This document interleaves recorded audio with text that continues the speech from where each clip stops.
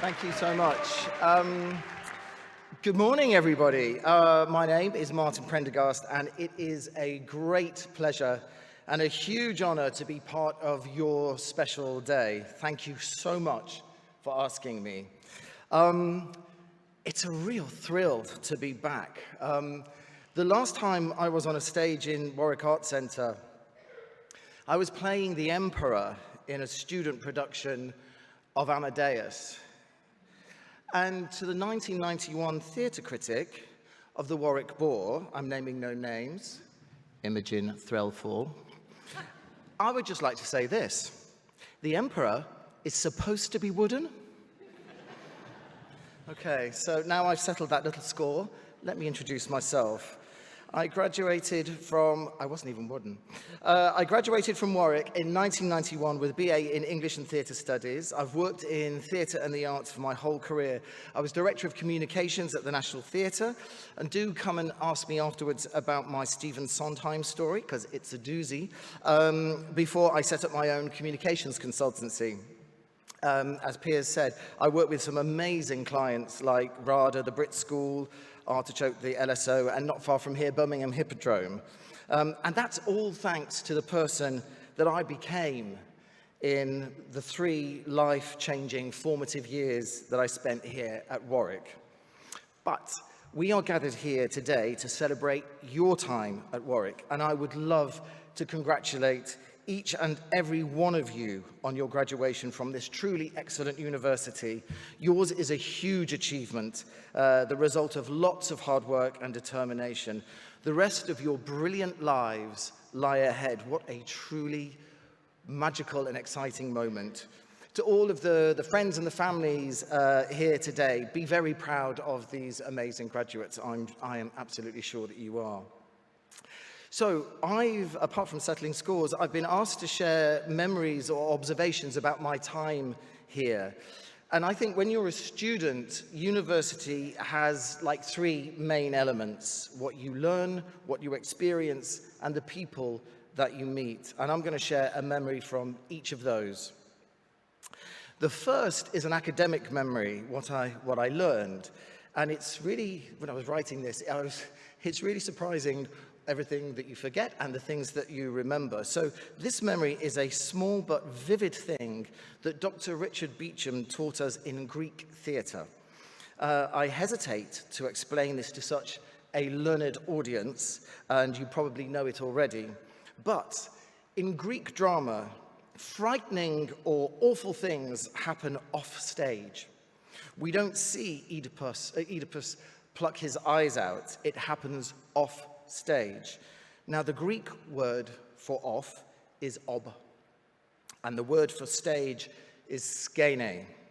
So frightening or awful things happen ob skene, and that is where we get the word obscene.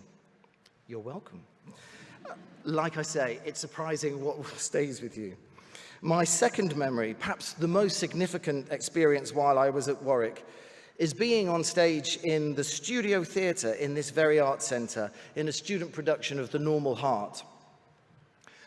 The Normal Heart is a heartbreaking play about the beginning of the AIDS crisis.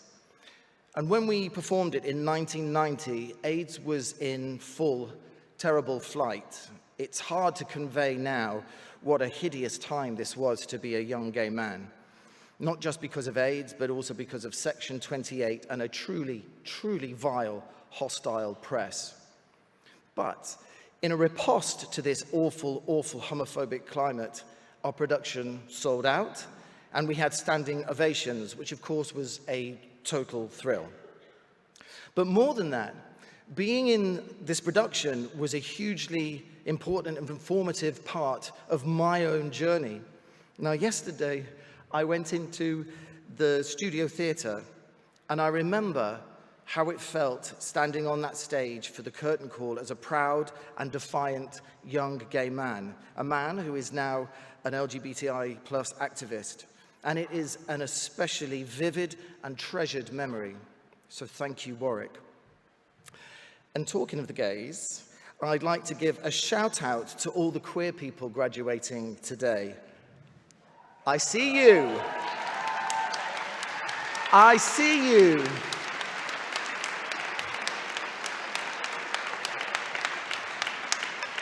Always remember how amazing, how beautiful, and how loved you are. My last observation is about people. The ties you form here will last and last and last.